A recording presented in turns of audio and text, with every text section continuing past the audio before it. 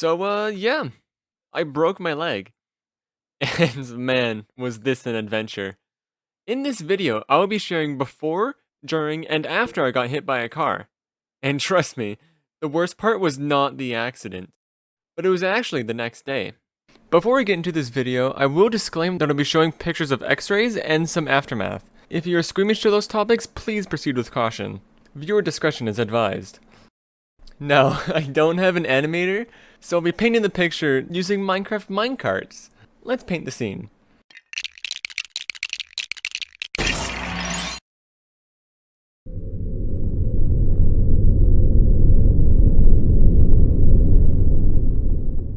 So here I was, just another Monday.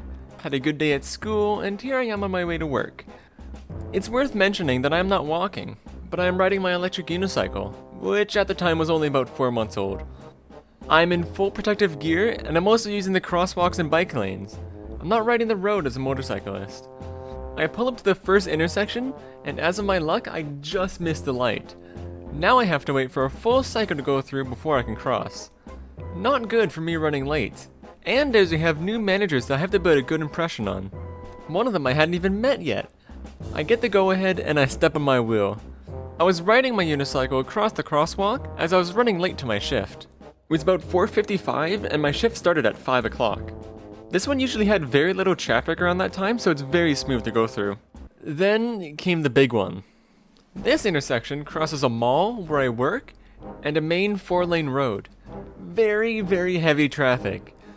And of course, the lights are in sync, so I just missed the light by mere seconds. At the time I pull up, I can technically cross because the lanes I'm crossing have red lights, but I didn't have the right of way, so I decided not to cross. I noticed this before I come up to the lights, as I've crossed this road many times. So I press the button as fast as possible as I pull up, with hopes of the walk signal turning on before the red light switches, without dropping an 80-pound unicycle on my foot. But of course, I have to wait the full cycle.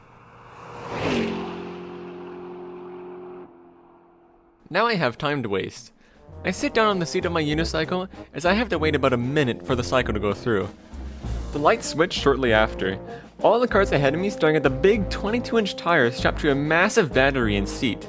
As I wait, a car honks and gives me a thumbs up because of my unicycle. Something that happens often, as these aren't very common in my area. Finally, I notice the green change to yellow. In my head, I'm preparing to cross the road. And that's my signal. Go! Whoa! That was close.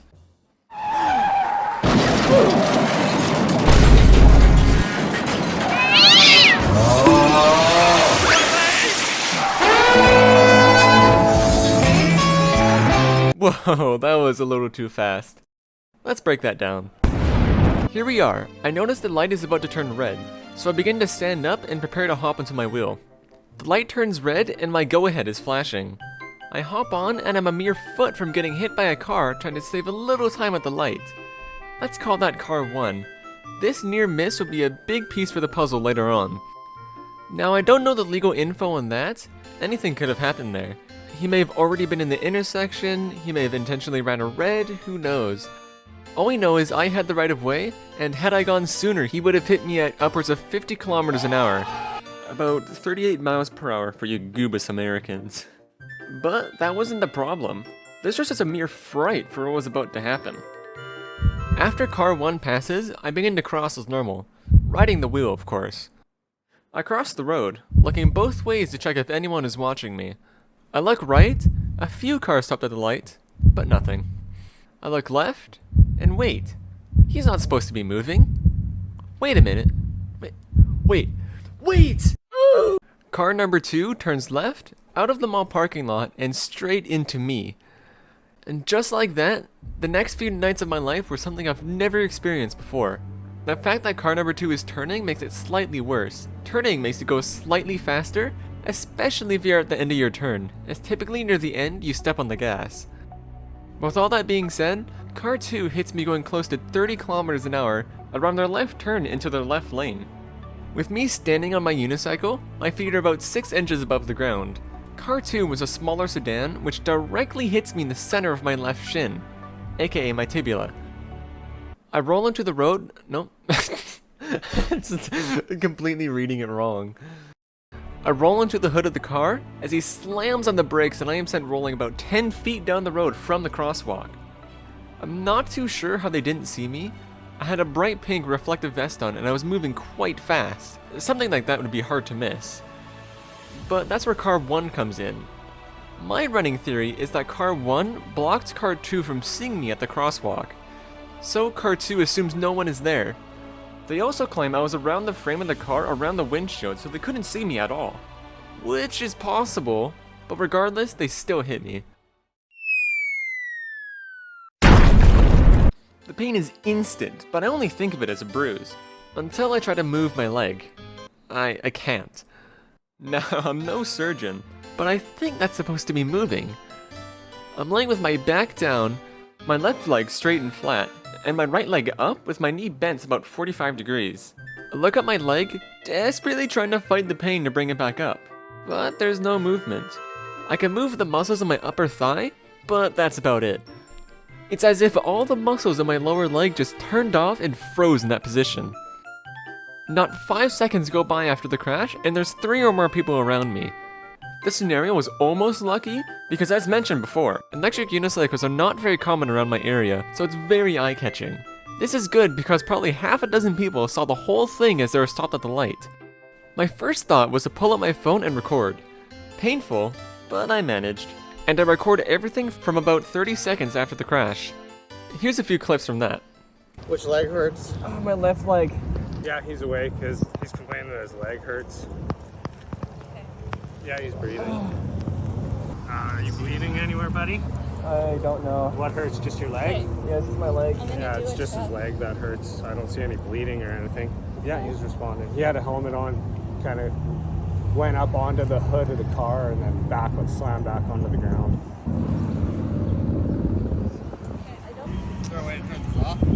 They're under the where the kind of at the front. There's a button underneath.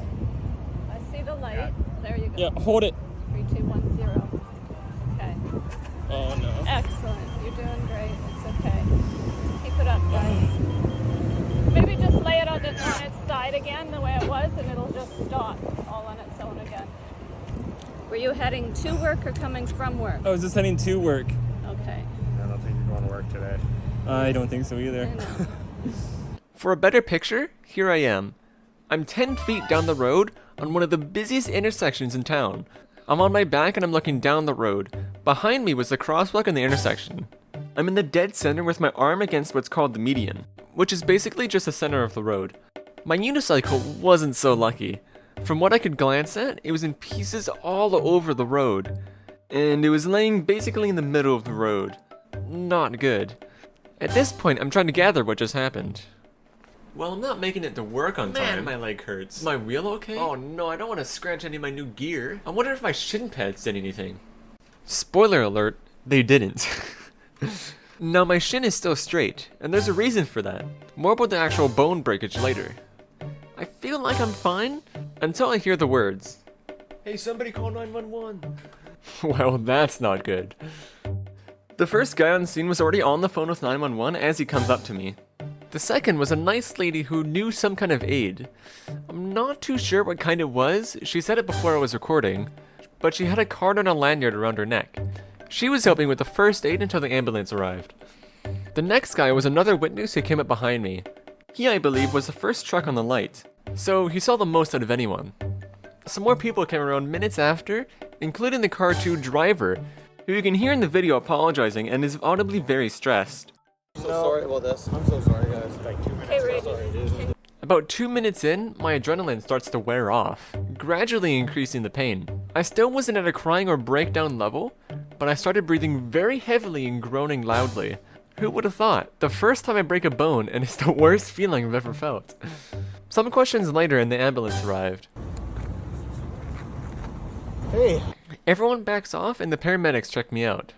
I'm not in good shape. They take me onto the stretcher and I'm brought into the ambulance. They also bring my unicycle in the vehicle as well. I can't see it well as it's up behind my head, but I know it's got some dents.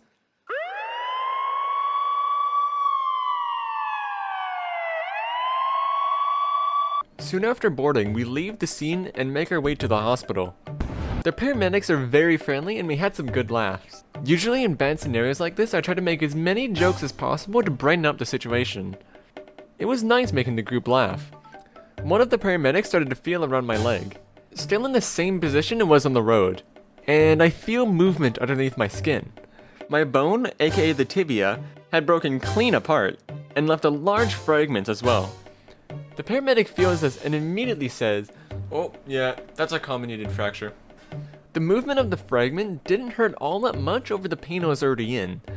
Even before they gave me the pain meds, it was simply very uncomfortable and awkward to feel. Still in the ambulance, the second paramedic inserted the IV into my hand, which would then stay there for the next 2.5 days. I'm usually okay with needles, but I always hated the feeling of the medicine going into my veins. Shortly after, the first paramedic declares that he has to cut my pants. That sucked because those are very expensive and my only pants I can wear to work. But that was not even the worst part, because they cut off one sock. Now I have a singular sock that I refuse to throw away, and I'm pretty sure it's still sitting in the large bag that the hospital gave me. On the ride down to the hospital, I called up my dad to tell the situation I was in. Conveniently, my mom had just come home from work and was standing beside my dad. So she heard the whole thing as well. We get into the hospital and they asked a few We get into the hospital and they ask a few personal questions to ID myself. Fast forward, they get me from the stretcher onto one of those dope They get me from the stretcher onto one of those dope bendable beds, and we get x-rays done right away, where we had to wait about 30 minutes to get it back. The whole time my parents were helping me out and asking questions about the whole thing. We got the x-rays back and it turns out the only thing that was broken about me was my left leg and a small burn on my elbow. Nothing else on my entire body was damaged, not even a scratch. As you can see from the x-ray, I'd broken my tibia and bent the fibula. Only one of the two bones was broken, which helps out in healing, but it is still very interesting because you don't see bones bend too often. Even the nurses were surprised. I later found out that I did manage to do some damage. My leg bent the bumper of the car, just as a little retaliation. Now, this is one of my favorite times of the journey, getting the temporary cast. Before they did anything, they explained the scenario.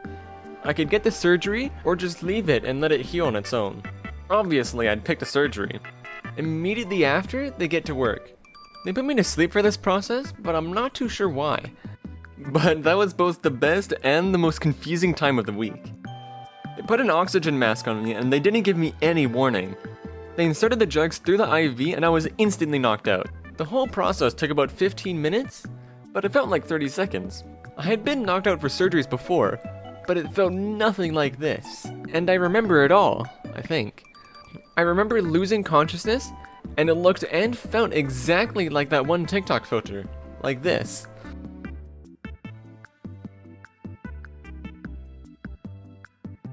That went for about 20 seconds. The whole time my eyes seemed like they were open. Voices running through my head and my head internally spinning. Suddenly my sight gets better, as if the filter just reversed out of there. And I was back, but not exactly. My vision was there, but still very blurry. And the most impressive part was that my speech filter was just deleted. Every and any thought that came up in my brain went out of my mouth, but my mouth felt like it wasn't moving at all. They could hear my thoughts and I could hear them laughing, but I couldn't move or see. At this time my parents were back in the room. Laughing while recovering was even more trippy, but I won't get into that. Somehow, for some reason, I grabbed my phone and started recording a video. I have no idea how I did this. I was still heavily tripping on the drugs, and I could barely even control my hands. But I managed to take my phone off of the desk and start recording a video. So here's some clips from that. You're still feeling like you're floating. I don't know what's going on. My phone is so light. Got hit by a car? My head is so heavy. That was the weirdest dream. I dreamt of being awake.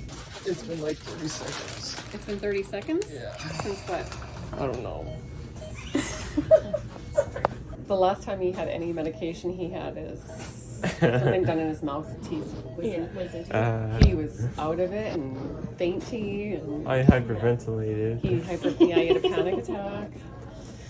That was so Good weird. memory. I was thinking, but I was talking, but I couldn't feel my mouth moving. We're taking him home. Or I don't know. Oh, Okay. is it really bad?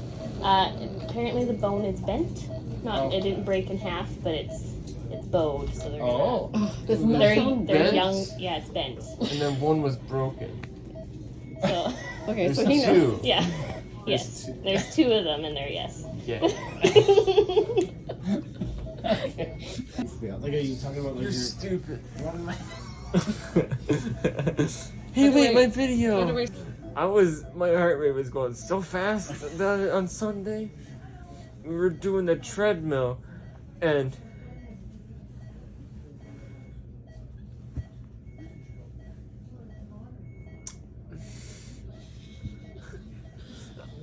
I put my hands on the thing, and then my heart rate was like 180. Soon after, my parents had left to head to bed. And I did the same. Not before the nurses parked me in the hallway and gave me one of the hardest nights I'd ever had. I'm talking barely drifting off to sleep and waking up to pain in exactly 30-minute intervals. Anytime I moved my leg, I could feel the fragment moving around and clicking, which made existing very uncomfortable. 2:45 a.m. Took a med pill and now my jaw's shaking like uncontrollably. As if I'm like super cold or something. We're chilling. I can't turn the camera, but we got apple juice. We're vibing. My leg hurts still. In between the very few hours I had slept, I had to ask for pain meds 3 times, which took about 5 to 10 minutes to arrive. 5 to 10 minutes is a lot when your pain levels are reaching an all-time high. Finally, it became day and I'm all kinds of tired and exhausted. Still in the hallway of the hospital. The next morning, the nurses moved me from the hallway into my permanent room. It was shared with another older lady who had a similar injury, but had fallen down while hiking and broke her femur. She had it worse than me.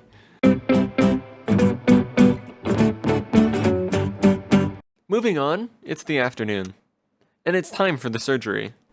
And both of my parents and my grandma show up. They tell me I'm the first one in the family to ride in an ambulance, and I've spent the most time in a hospital. Second place to my dad, which was about 3 weeks. That made me feel a little special. We go into the surgery room and it's exactly how you expect. The surgeon had music blasting and was fully jamming out.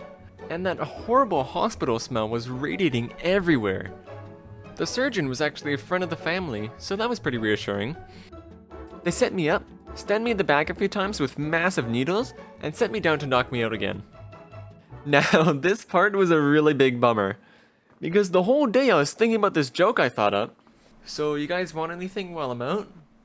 Right before they knocked me out, but I went out too fast and I didn't get to say it. That was the biggest bummer of the whole experience. Fast forward after the surgery, and we were told it went better than expected. Another disclaimer, after this point I'll be showing pictures of after the surgery x-rays, and some aftermath photos as well. Like I said before, if you're squeamish to those topics, please proceed with caution. So this is what my leg looks like right after the surgery. As you can see, instead of a standard plate and screws, they put a rod down inside of my tibia because I had stopped it growing. Which is both good and a bad thing. This is good because it means I can heal faster, but it's bad because I'm freaking short. Basically, they cut a hole in my knee, drilled out a hole through my bone, and inserted the rod that way. So it's actually embedded into my body. And yes, it stays in there forever. It's never coming out. I also got some screws, of course. There's 2 up top and 1 down near my ankle. You can also see the staples and the break of the bone still, which is quite interesting.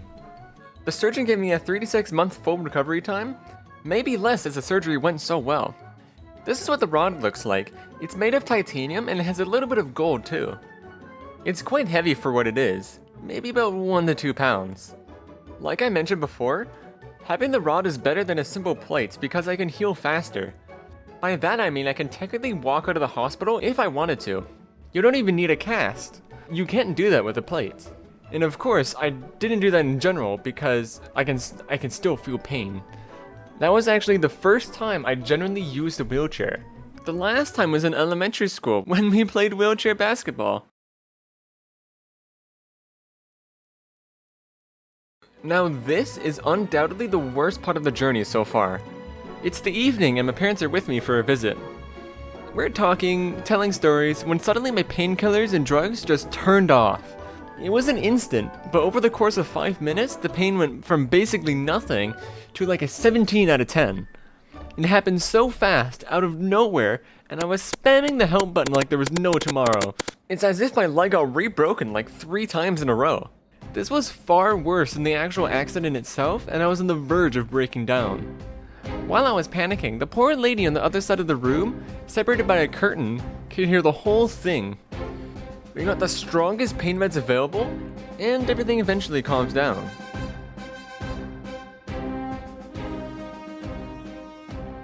Finally, I'm released from the hospital 2.5 days after arriving, with prescriptions to all kinds of painkillers. One of them was called ketorolac, which is the strongest painkillers you can get around here.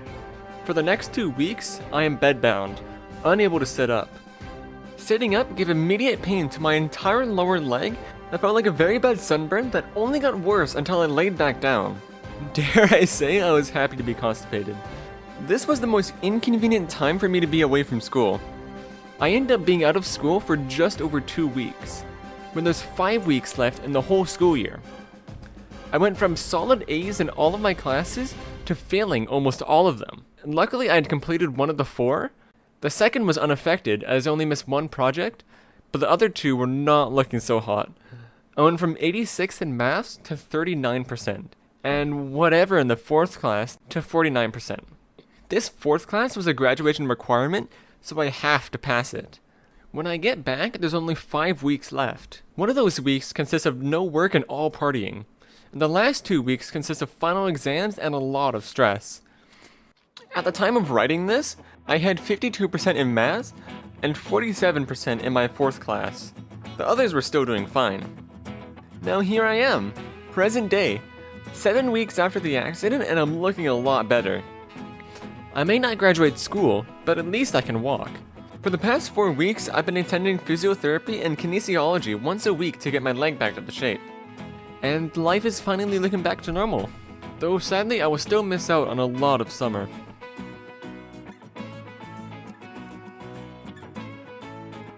Now, the unfortunate truth with this whole scenario is I lose a lot financially from this. That's because from where I live, I cannot sue the driver for anything whatsoever. This is a new system implemented about 3 years ago to stop the company that covers all this from losing too much money. Basically, if I were to get hit by a car 3 years ago, I would have gotten a big payout. But not anymore.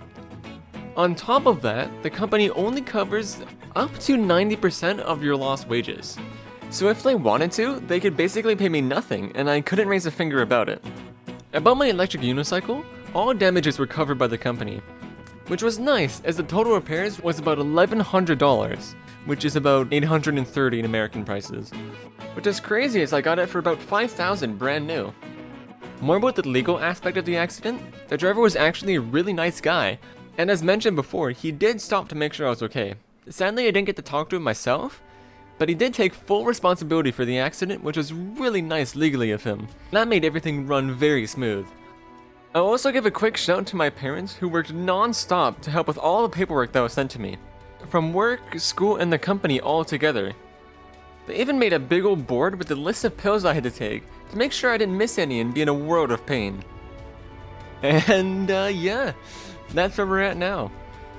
And sadly, that's all I got for this video.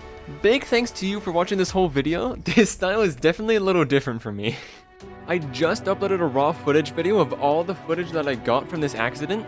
Make sure to click on that in the end screen there or in the description below. Make sure to check out some of my latest videos in the end screen, like the 100 Days on Sky Factory. That one took me way too long to edit. And yeah, that's all we got for today. And we will see you in the next video. Peace.